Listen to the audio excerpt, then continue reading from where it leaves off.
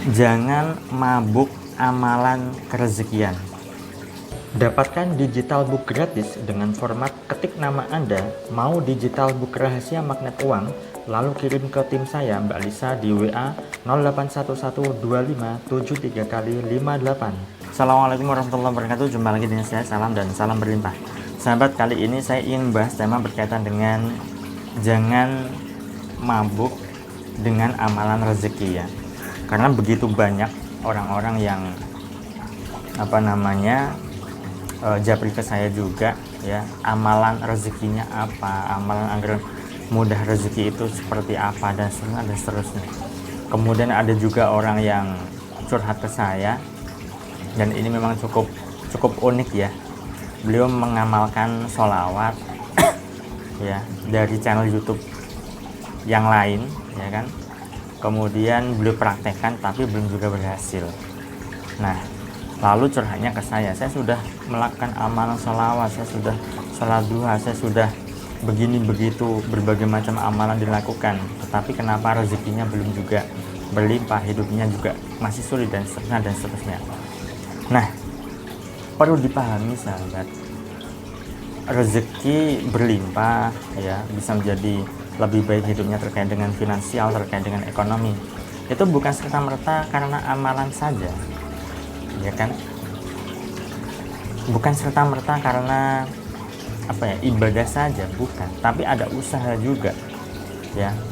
Banyak sekali orang yang mabuk dengan amalan.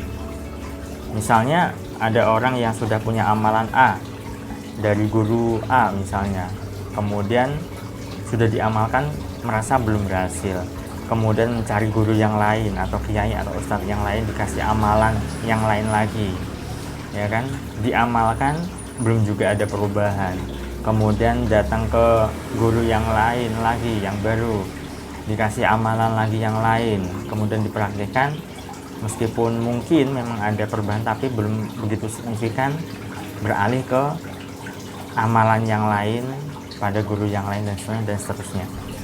Sangat banyak orang yang seolah-olah itu mabuk dengan amalan kerezekian ya kan. Coba kalau Anda perhatikan mungkin Anda juga termasuk ya sahabat, Anda punya amalan A, B, C, D, E, dan Anda amalkan semuanya. Atau mungkin Anda punya amalan membaca sholawat sehari itu ratusan kali, ribuan kali, bahkan puluhan ribu kali ya. Kemudian Anda amalkan, berharap agar rezeki Anda berlimpah, tetapi Anda merasa belum ada perubahan di dalam hidup Anda terkait dengan ekonomi, terkait dengan rezeki. Sehingga apa? Anda frustrasi, Anda stres, Anda merasa kecewa ya kan.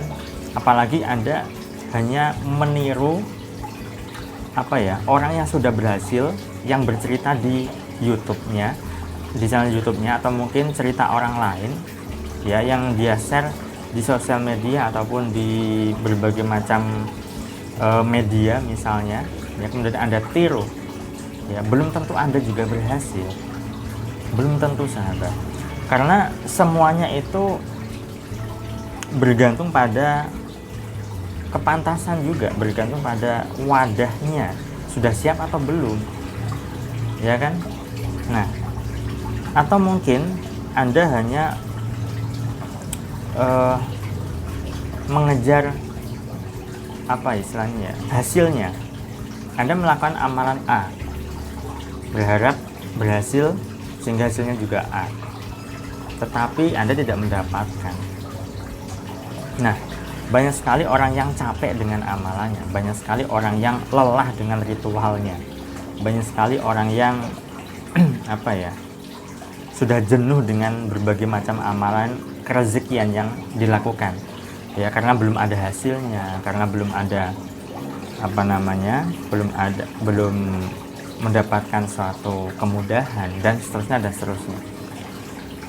Nah, di sini ketika Anda analisis, ketika Anda perhatikan, saya sudah sering kali menyampaikan bahwa ketika Anda terlalu berharap akan hasilnya, maka hasil akan menjauh. Sama ketika Anda melakukan berbagai macam amalan apapun itu, amalan kerezekian apapun itu, tapi Anda mengejar hasilnya, Anda berharap berhasil dengan amalan-amalan yang Anda lakukan, dengan ritual-ritual yang Anda lakukan, dengan berbagai macam ibadah yang Anda lakukan, ya, belum tentu berhasil. Bahkan Anda malah bisa semakin menderita karena Anda sendiri salah sendiri terlalu berharap, kan begitu.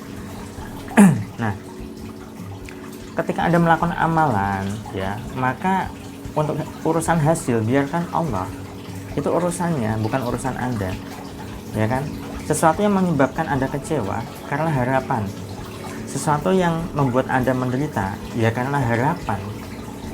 Nah, coba Anda tidak terlalu berharap, coba Anda tidak terlalu menginginkan, tidak terlalu melekat. Nah, biasanya ketika tidak terlalu melekat malahan berhasil, cuek dan seterusnya, ya. Nah, jadi ketika Anda melakukan amalan, ya lakukanlah, silahkan lakukan, tidak masalah, tapi niatkan untuk membuat diri Anda bisa lebih damai, begitu loh.